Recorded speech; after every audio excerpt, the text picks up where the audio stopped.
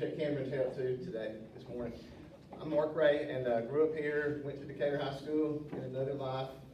Been a little while back, but anyway, we're gonna go low-tech, old school, okay? So I may try and use this thing a little bit. We're gonna try it, we'll see. Have Baptists been influential in Alabama? I want y'all to think about something. When you talk about national holidays, there's three people been given national holidays in the United States. Hey, Y'all good? we're good. Hey, do you need the board at all? Did I jump the gourd? No, you're good. You're good. Do you want the writing thing like we had Yeah, yesterday? we got it, sort of. It You was want me to writing try? real thick, but Me too. We're good. We're good on time. make sure your dad's, make sure he's back. Okay, let's see. He was doing like real thick black line. Is that better for you? Yeah, that'll work. Okay, Okay. sounds good. You're good. We're gonna- Enjoy, guys. We're gonna wing it here. 3 national holidays, 2 presidents, y'all know who they are, not Obama and Trump, but Washington, Abraham Lincoln, and Martin Luther King, a Baptist minister from Alabama. So that's pretty impressive. Of the three national holidays that have ever been granted. So I think that's pretty cool. Just some trivia. First two presidents of the University of Alabama were Baptist ministers. Anybody been to Tuscaloosa? Been to the campus? Been around? Y'all seen the president's home? The beautiful that was built by Basil Manley. He was a famous Baptist preacher. He was second president of Alabama, University of Alabama. And so he helped the 3 colleges, Baptist colleges, get started in Alabama. Judson College in 1839 in Marion. Stanford, what's now Stanford University, was Howard College in 1841. And then Mobile College, now University of Mobile, which was started in the 60s. He helped bring his friend Milo Jewett from Vermont, came down and helped start the two Baptist schools there in Marion, and that was Basil Manley, like I said, president of the University of Alabama. Right here in Decatur, Morgan County, the longest serving federal judge. Y'all go over to the post office and you see the Seabury Lynn post office. That was, he grew up here, was Baptist, baptized here. Longest serving federal judge when he retired in his old age. Get some women in here. Margaret Houston, she married General Sam Houston in Texas. She was born in Marion, Alabama, went to Judson College. She's the only person who was she was first lady of 2 different states, Tennessee and Texas, and then a country, the Republic of Texas. So she was from Alabama, grew up right in here. All right, let me see. I'm gonna try this just to see if I can how to work this. U.S. presidents. Let's see. Chester Arthur, and he's our most well-known president, right? Yeah. He was a Baptist. Harry Truman. This writing looks like my ghost photo. Who are the other 2? Anybody know?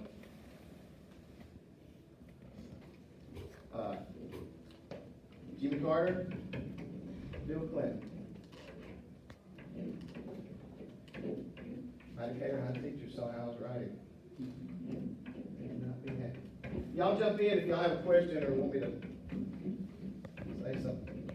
Y'all are my guinea pig groups that should first. We'll have to see how all this times out. So, anyway, all right now. To erase this, I go. You erase it, yeah. Down there? Mm-hmm. Is that it? Oh. I hit the right button.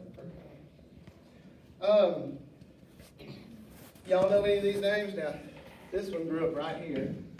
Bring it back a little bit locally. God, that looks terrible. Let me switch to that board next time. Albert Brewer, Bob Riley. Now, let's see, some of y'all. What grade is everybody in? Having 9th grade? 9th? 10th? Everybody 9th grade? No, 10th. Raise your hand if you're 9th. 10th, 11th, 12th. Okay.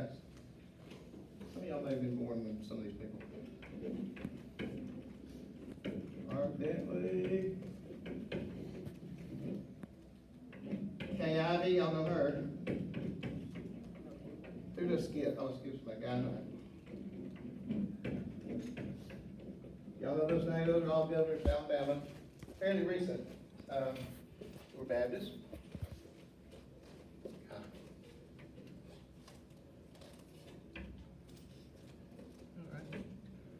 And, let's see. All right, see how much time we have now before we're gonna go back. Need two people to help me hold this. Too long. Right here. Front row. Well, let's see, let's do it. When y'all get down there. All right, you get my paper for this, we'll see how far. I asked him, I said, do y'all want me to talk about like modern day Baptist or long time ago Baptist? They said, yes. I said, y'all want me to talk about local or national or what? They said, yes. I said, you want me to go like far back or not? No, whatever. Okay, so, hang on. We could do, I'm sorry. That's what I get for changing something at the last minute. Y'all get tired, are you? You good? All right, we'll start today. Let me get behind you.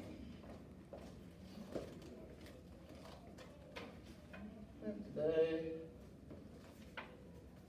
we go back to, you want to go back that far? Or we can go back to 1639. I was telling my mom, she said, please don't bore those kids. Keep going. We go all the way back to,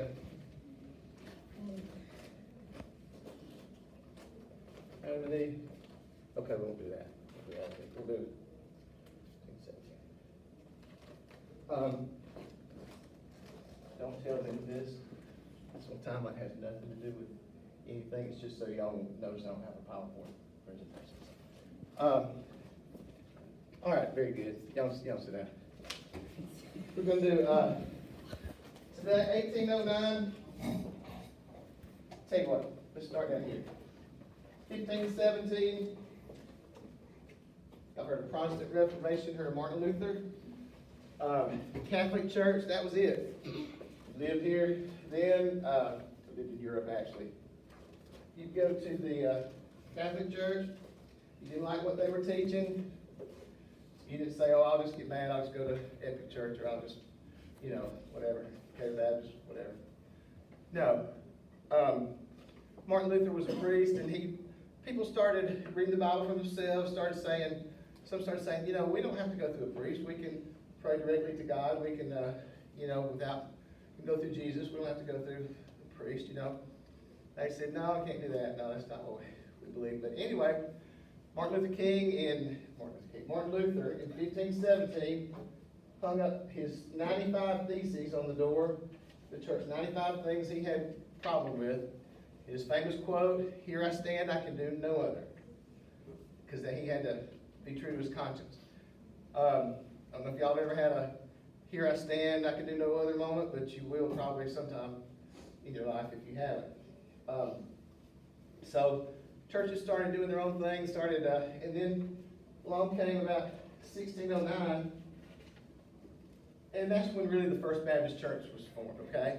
I said, we're not going to stay. Y'all can stay in there just a couple of minutes. In Holland, there was a group of English people that were dissenting from the established church.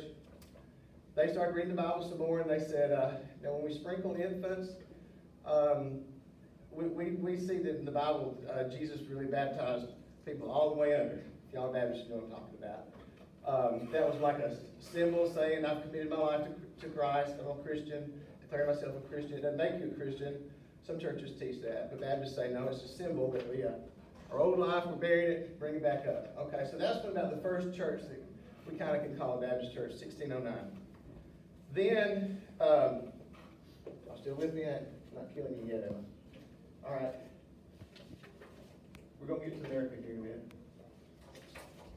Roger Williams, at the First Baptist Church of the United States in Providence, Rhode Island. What happened, the people came for religious freedom over here from Europe, they got here and they started kind of doing the same thing that people have done in Europe. They said, you kind of got to believe like us or you're an outcast. Well, Roger Williams, he got kicked out of Massachusetts because he didn't want to follow the National Church of England. Started the First Baptist Church in Providence, Rhode Island. It's still there, 1639, okay? Then about 1809,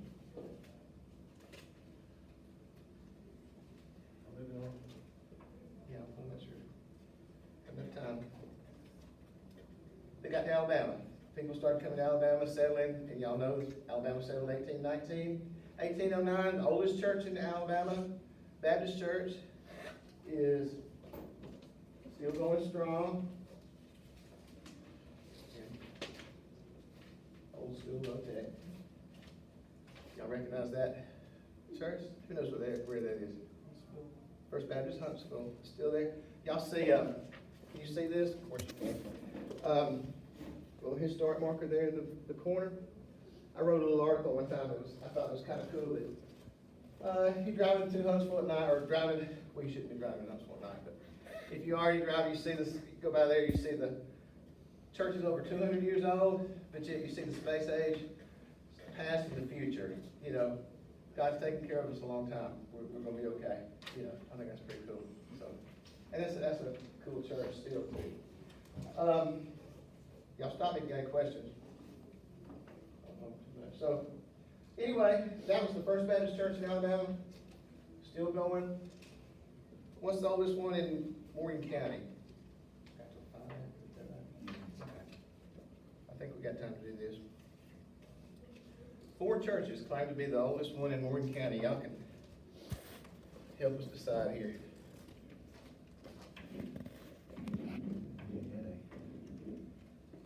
(1819) Shiloh Baptist out in Somerville. Y'all know where that is?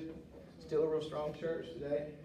They claim to be the oldest church in Alabama because they were founded in 1819. Got the cemetery there, got the whole thing. The only thing about it is, at Civil War, they quit meeting. They disbanded and they didn't meet for 70 years. They said, we're going to take some time off. So then they reorganized in the early 1900s, came back, and they still claim the 1819. 1821 is Spring Hill. I was not familiar with this church, or I'd never seen it. Spring. How do that? There? No, do the top. Oh, top one? No, no, There? no, the top of your piece. Ah! I killed all of it, didn't I? Very good. Yeah. Let's do this. Oh, back. You know, do this, you guys are ready. No, right here. This guy. All right, talk to your neighbor for a minute. Now come here and touch this guy. There you go. You got it. There you go. You go back on the. I have no idea what you You did. gotta go back on, there you go Oh, back. yeah, we're good. All right, thank you. Uh-huh. Spring Hill, if you go off the belt line between, let's see, almost Highway 20, in the old industrial section there, you pull on the road, it's the road between, it's the old Decatur Trinity Road, between Decatur Trinity. It's now called El Shaddai Church. Don't ask me to spell that, that's Greek for God is Lord. They did a paper article in the Decatur Daily about 2 months ago about this church. Anyway, 1821 was founded. It was a white and African American church. Civil War came, the church quit meeting. Kind of died out. Started back as just entirely an African American church, which it primarily is to this day. Cemetery across the street. Well, years ago, when John Knox was doing the history of Decatur, wrote his book, somebody had written to him and said, you know what? Said that church is older than the church that restarted. Said there's there's another cemetery behind the church and it's in woods. You have to go back in the woods to even see it. But it said there's a grave in there, 1814, of someone that died there, and that's probably the oldest grave in Morgan County. Don't quote me on that, but it may be. It's an 18-year-old girl. Wonder what happened to her. So many girls got married young back then, died in childbirth. Could have been, but it was an 18-year-old girl, one of his ancestors. So anyway, he said, so I think that church could go back to 1814. Then we got two, both founded in 1824. One of them's like May, one of them's like June. All right, this one is now Flint Baptist, which is located in Flint, right there on Highway 31. We'll talk about that again here in a second. Only thing it's had like 4 names. It started as Cedar Springs, then Mount Pisgah, now it's Flint. So it's 3 names. Okay. So that's the oldest continuous church in Morgan County. About a month later, 2 months later, Hopewell. Out there, we're all near Danville. Out there, we're all where Jack Orr's family's all from. And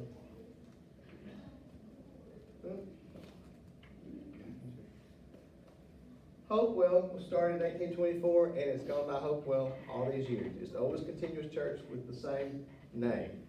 So, y'all vote. Which one y'all think deserves to call itself the oldest church in Morgan County? Who's got a thought? How many, raise your hand if you think this one? What do you think this one? How many do you think this one? Interesting. Not proven, but interesting theory though. Pretty cool. So y'all, if you ever, Friday night when your buddies come by and says, let's go riding around looking at like old Baptist churches and cemeteries, So far, y'all right there and see that, okay? Make any questions or comments? Okay. About that. Who were some other, couple other famous Baptists from Alabama? Statewide, I talked about Mrs. Houston, John Lewis, Congressman John Lewis, born in South Alabama, one of the civil rights leaders, one of the great civil rights leaders, still in Congress.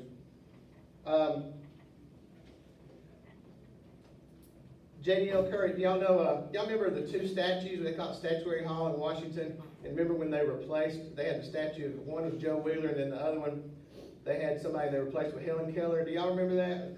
Probably not. Anyway, back in the early 1900s, every state got to pick 2 famous people from their state to have statues put in the U.S. Capitol. Alabama picked General Joe Wheeler from out here at Lawrence County, and J.D.L. Curry, who nobody's ever heard of. He was a Baptist preacher, president of Howard College, Stanford University. He was there until about 10 years ago when Bob Riley was governor.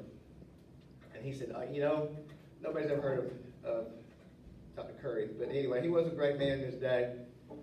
But anyway, they got, long story short, they replaced him with Helen Keller. So there's a statue of her. And of course, that was a female. She was blind and deaf, and she was a great Alabamian. So anyway, she's there now, and more people know her. And I think J.D.L. Curry, I think they moved him to, they moved him to Montgomery. I don't know. they took him somewhere. Have Baptists influenced other people? When John F. Kennedy Jr. came to visit Alabama for the first time, he said, I want to see one place. I want to visit one place. And it was 16th Street Baptist Church in Birmingham. He said, I want to see there. He said, it's like holy ground, President Obama said one time, he said, before he was president, he said when he came to Alabama, he said, I want to go in 16th Street Baptist Church and just sit on the pew and just reflect. Now, we have a few infamous Baptists along the line. Y'all know who that is? Huh? No, not Bonnie Clark. Good guess. I don't know if they're Baptist or not. Hank Williams. Y'all heard him? Anybody watch the Ken Burns series on country music? We got any country music for it? All right. Hank Williams, even if you're not a country music fan, you probably know he influenced country music as much as anybody. He grew up going to the Baptist church when he was a kid. When they had his funeral in Montgomery, the largest crowd, till then, the largest crowd in Montgomery had ever been when Jefferson Davis was sworn in to be president of the Confederacy. Hank Williams had more people at his funeral. minutes? 5 minutes? Just a minute. Yeah. Sorry. That's all right, that's all right. Another one, call it Infamous Baptist. Y'all go to Hartsville, now right down the road, down here, 31 with me again. The library is named for William Bradford Huey. And people in Hartsville will quietly tell you, yes, he was raised here, but he was kind of a rascal. He was kind of a controversial writer in the 40s, 50s sometime, but and I don't know if he stayed in the church very much, but they'll quietly kind of whisper to you, yeah, but he was baptized in First Baptist Church, Hartsville. His mother was a pillar of that church, and when he got old, they said that somebody asked him about that, and said I would have thought of you as being a very churchy person. Said, have you been born again? And he said, I don't know if I was ever born once. That was one of his famous quotes. So he likes to say things to kind of stir up. All right, real quick, we're talking about Morgan County Baptist. We got to talk about Josephus Shackelford. And can everybody see that? I know he probably can't, so, but I'll pass him around, but I do need Josephus back. No, he's not somebody that was on Duck Dynasty. He's got a good beard, though. He was the historian. Wayne Flint's called him the dean of the North Alabama historians. Well, a few years ago, they told me, I did a little booklet. That's why I'm here today. I did a little book about the history of Morgan County Baptist. They said nothing has been done on that. Believe it or not, there's not been a history of the Morgan County Baptist in a while. And so we need to just update the old one. I said, well, how long has it been? And anyway, they said 1891. Josephus Shackelford wrote the one in 1891. He was pastor of several churches in this area. He started a school. He was for educating whites, blacks. He started a school in Trinity, started a school in Moulton. If you ride out to Trinity and you see right there off of the main part of the old part of town, it says Seminary Drive. That's where Josephus Shackelford's school was. If you go to Moulton, right off the main street, it says Seminary Drive. That's where his school was in Moulton. One of the people he talked about, I'll probably have to use this. Another famous Baptist, Rufus Burleson. You ride down Bethel Road in Hartsville, eventually get to,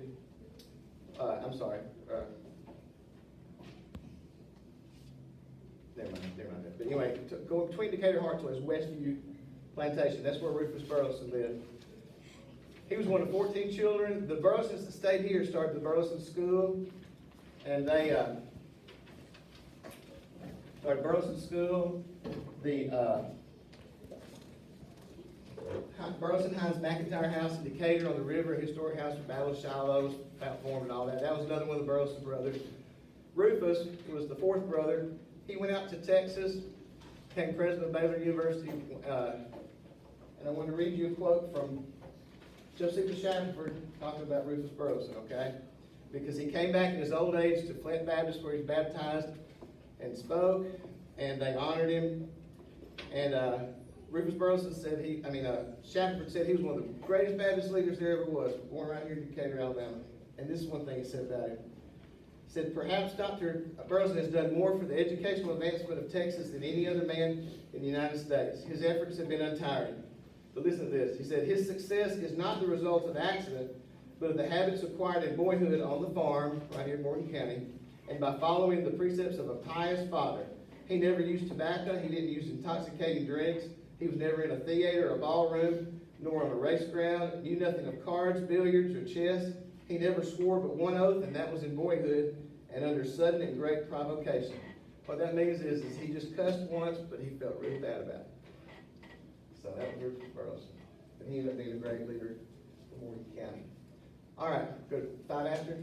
What they say, yeah. Okay, all right. One more person, and I wanted to have, I couldn't find a good picture of her. To end with, talking about Attention please, teachers and students.